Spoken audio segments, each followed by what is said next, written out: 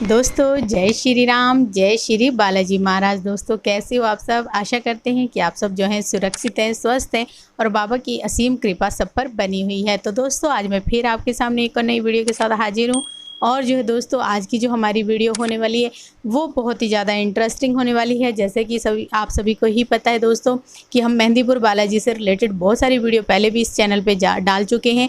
तो आज की जो वीडियो है दोस्तों वो है समाधि वाले बाबा के किस तरह से जो है भोग लगाना चाहिए, क्या उनकी मान्यता है वहाँ पे और किस तरह से जो है वो वहाँ पे विराजमान है, वो सारी बातें आपको इस वीडियो में ही पता चलने वाली हैं। तो दोस्तों अंत तक बने रहें।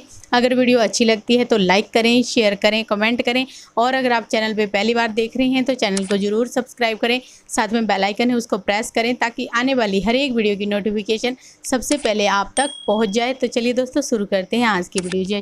जय श्री राम, जय श्री बालाजी महाराज।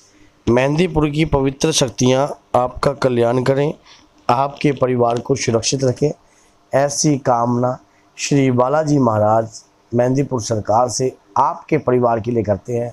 भैया जैसे हम मांग रहे हैं वैसे ये भी आपसे एक चीज़ मांगती हैं, लाइक, सब्सक्राइब और बेल आइकन बटन, क्योंकि भैया ये भी बहुत मेहनत कर रहे हैं इसको वीडियो को बनवाने में, आप तक पहुंचाने में। सबसे ज़्यादा जो योगदान है इनका है और श्री बालाजी महाराज की असीम कृपा है। हमारा भैया कोई योगदान नहीं है, हम तो सिर्फ बाबा की इच्छा के अनुसार बोल रहे हैं। बाबा अगर चाहते हैं तो ही ये चैनल चलेगा, अगर बाबा नहीं चाहते तो वो उनकी इच्छा है। अब उनकी इच्छा में आप सहयोग डालते हो या नहीं डालते ये आपकी इच्छा है। तो इसलिए हम तो वीडियो बनाएंगे, अगर हमसे ये बनवाएंगी तो हम बनाएंगे और बाबा के बारे में निरंतर जितना भी प्रचार हम करेंगे, हमारे मुख से जो भी प्रचार होता है, चाहे वीडियो के माध्यम से होता है या जन कल्याण हेतु कार्य होता है, तो मैं आपको जब कभी भी याद रखना, वीडियो की शुरुआत में आपको कोई भी धन प्राप्त नहीं होगा।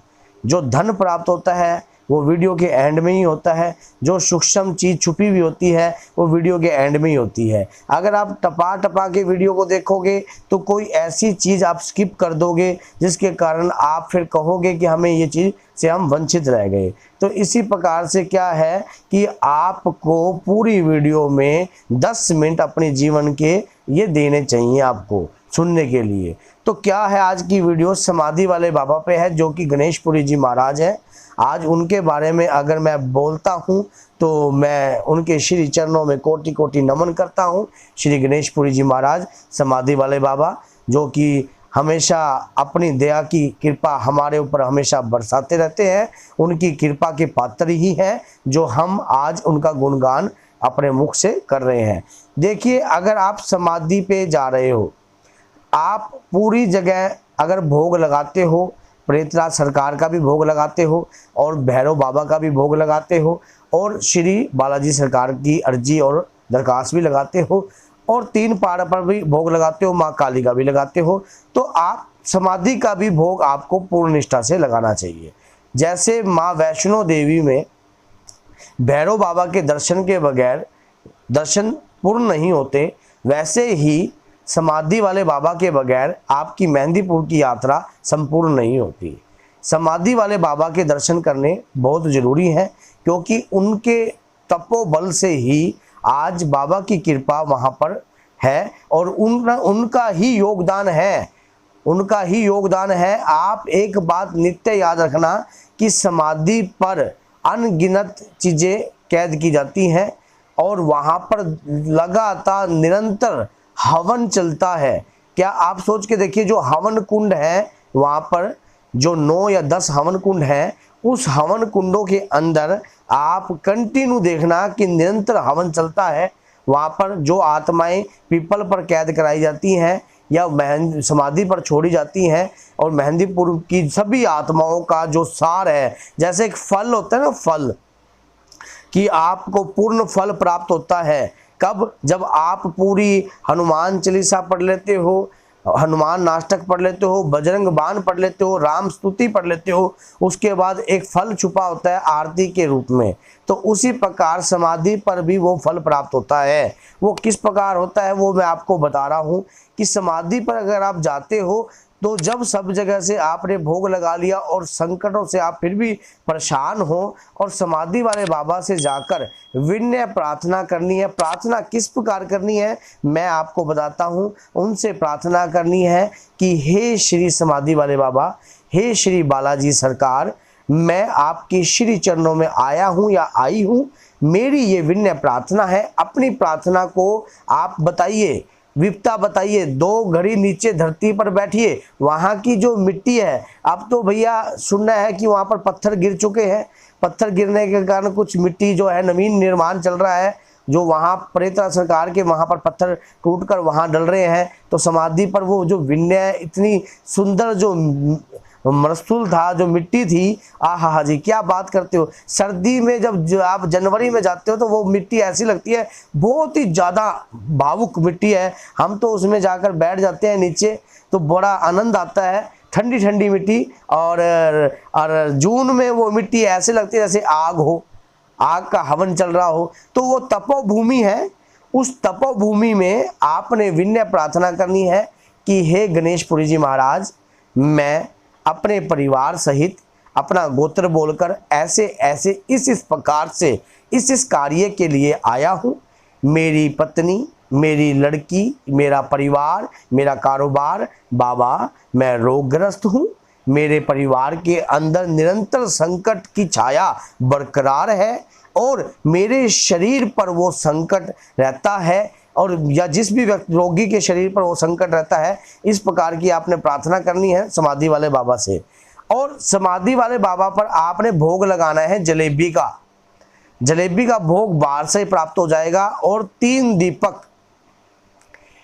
दीपक और जलेबी का भोग। जब आप इस प्रकार की प्रार्थना करोगे, भोग आपके हाथ में होना चाहिए। मैंने शुरू में बताना मैं भूल गया था, क्योंकि वीडियो बनाते समय अगर कोई भी जानकारी मिसप्लेस हो जाती है या हम नहीं बता सकते, तो आप कमेंट बॉक्स में या हमारे से फ़ोन कर व्हाट्सअप कर भी आप पूछ सकते हो। तो उस व्हाट्सअप करके पूछिए। अगर जुड़ना है तो फ़ोन कीजिए, अगर कोई अच्छी जानकारी लेनी है तो फ़ोन कीजिए, क्योंकि हम बालाजी महाराज पर तकरीबन साल में 4 गेड़े लगाते हैं, उनकी इच्छा के अनुसार, उनकी कृपा के अनुसार।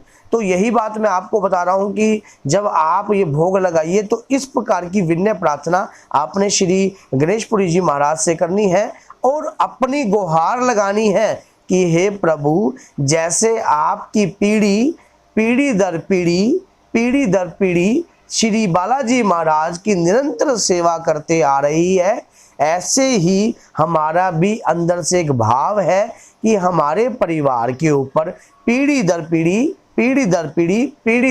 3 बार बोलना है। ऐसे 3 बार बोलना है कि पीढ़ी दर पीढ़ी हमारे परिवार के ऊपर भी आपकी कृपा बरकरार रहे और श्री बालाजी महाराज की कृपा बरकरार रहे।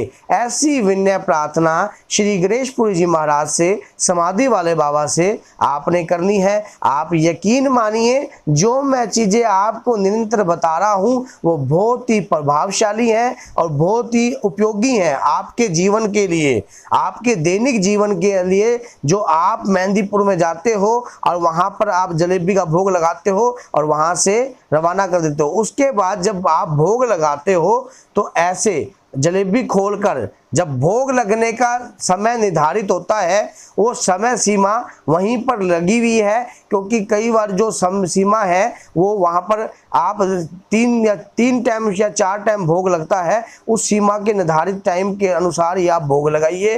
तो उसके दौरान जब भोग आप लगाते हो, जलेबी एक शाम के समय आरती के बाद भी भोग लगता है, सुबह आरती के बाद भी भोग लगता है, बीच में दोपहर को भी लगता है, ये 2-3 टाइम भोग लगता है। तो उस समय आपने क्या करना है, वो कागज को ऊपर से पॉलीथीन को थोड़ा सा जो पन्नी है फाड़ देना है और जलेबी को ऐसे आगे करना है। जो भोग लगा रहे हैं वो अपने आप ही उसमें से जलेबी का टुकड़ा उठा लेंगे और अपने आप ही भोग आपका स्वीकार हो जाएगा। अब आपने क्या करना है, जो रोगी है वो उसका भी भोग लगाइए। अगर परिवार के साथ जा रहे हो तो परिवार के सभी सदस्य भोग लगाइए, और अगर जो रोगी है उस रोगी और सभी सदस्यों को क्या करना है, एक जलेबी का पीस बाहर निकाल लेना है, बाकी माथे पर लगाकर 7 बार ऊपर से वार कर ऐसे, और आपने पीछे की तरफ डाल देना है। पीछे मुड़कर नहीं देखना, फिर आगे की तरफ आकर 4 कदम 5 कदम चलने के बाद आप उस भोग को ग्रहण कर सकते हो। जो अगर रोगी को वो भोग खाने के बाद पेशी आती है या सिर भारी होता है तो आप वहां बैठ जाइए, वहां बैठना अनिवार्य है। बैठकर ध्यान लगाइए और ये बाबा से ऐसी गुहार कीजिए कि हे बाबा, हमारे घर पे, परिवार के किसी भी सदस्य पे कोई कड़ी कराई, ओपरी पराई या कोई भी ऐसी प्रक्रिया है तो बाबा आज इस शरीर के माध्यम से उस चीज़ों को बाहर निकालिए, उनका आज आप हिसाब किताब कीजिए और इस प्रकार की कार्य आपने करना है। और करने के बाद आप जब अगर आपको पेशी आती है 10 मिनट, 15 मिनट, 20 मिनट, 25 मिनट, तो आपकी पेशी चलती रहनी चाहिए। आप अगर चाहती है तो पेशी चलने दिए, पेशी किसी की तुड़वाओ मत। अगर वहां रिमांड चलता है तो बाबा की इच्छा के अनुसार चलता है। अदृश्य रूप से मार पड़ती है, कोई आपके मारने से कोई चीज को दंड नहीं मिलता। बाबा की जो मार है वो अदृश्य रूप से बरकरार है। इस प्रकार की मार अदृश्य रूप से पड़ती है, अपने आप पड़ती है, अपने समय के निर्धारित अनुसार पड़ती है। इस प्रकार की जब मार पड़ती है तो जो जिसके अंदर अगर आपके अंदर कोई प्रेत व्याधा है वो चीखती है, चिल्लाती है, गालियां निकालती है या कुछ भी ऐनी कार्य कोई भी करती है तो उसको करते रहने देना चाहिए। आपने उसको नहीं छोड़ना। अगर 2 घंटे पकड़ा है 2 घंटे पकड़े रहने दो, 5 घंटे पकड़ा है 5 घंटे पकड़े रहने दो, जितनी देर पकड़े रहेंगे उतनी देर पकड़े रहने दो। जब समय आएगा तो अपने आप ही जब संकट हट जाएगा तो जो रोगी है वो स्वस्थ होएगा। और बाबा से विनय प्रार्थना कीजिए। उसके बाद 3 दीपक आप समाधि पर लगाइए और लगाने के बाद पहला दीपक लगाइए कि हे बाबा, हे समाधि वाले बाबा, हे श्री गणेशपुरी जी महाराज, मैं ये दीपक लगा रहा हूँ अपने परिवार के नाम का। दूसरा दीपक अपने घर के श्रेष्ठ पितरों का लगाइए कि हे समाधि वाले बाबा, मेरे परिवार में, मेरे 7 पीढ़ियों में, मेरी जितनी भी पीढ़ियां टपी हैं, कोई देव योनि की शख्सियत या देव योनि के पितर अगर हैं तो वो हमारी मदद करें, हमारे परिवार को मर्यादा में चलाएं। और इस प्रकार की गुहार आप लगा सकते हो। जो तीसरा दीपक है उस रोगी के हाथ से लगाइए। जो रोगी है अगर वो 3 दीपक वो रोगी भी लगा सकता है, और अगर तीसरा दीपक है तो रोगी के हाथ से ये लगाइए कि हे समाधि वाले बाबा, मेरे जो संकट शरीर पर है और जो निरंतर नरकों को भुगत रहा है, निरंतर पाप से भरपूर है और दुखी है, कृपा करके मैं आपसे एक विनय प्रार्थना करता हूँ या करती हूँ, इस संकट को रोशनी दिखाइए। समझ गए? आप ये मत सोचिए कि कोई भी आत्मा आपके शरीर पर आ रही है तो वो आपके ऊपर पापी है, दुष्ट है, गलत है। भैया वो भी आपके कर्मों के साथ लेन देन का संबंध है। तो इसी प्रकार से भोग की प्रार्थना की जाती है, इस प्रकार से भोग लगाया जाता है। उसके बाद भी अगर कोई त्रुटि रह जाती है तो भैया क्या करना चाहिए? आपको 10 रुपये की दरखास्त लगानी चाहिए अपने ऊपर वार के, रोगी के ऊपर वार के कि हे समाधि वाले बाबा, अगर मेरे कोई कार्य में, मेरे कोई भोग में कोई त्रुटि रह गई है, कोई गलती रह गई है तो हे बाबा, मैं ये दरखास्त लगा रहा हूँ, इसे स्वीकार कीजिए। दोस्तों, हमारा इस चैनल को बनाने का एक ही मकसद है, श्री बालाजी महाराज का प्रचार और धर्म का उत्थान। और जो लोग रोगग्रस्त हैं, बालाजी से जुड़े हैं, क्योंकि हम निरंतर जब बालाजी जाते हैं तो ऐसे बहुत से लोग हैं जो हमसे पूछते हैं कि गुरुजी इस प्रकार का कार्य हमारा भी करवा दीजिए। तो भैया ऐसा होता है कि एक विधि विधान होता है जुड़ने का भी,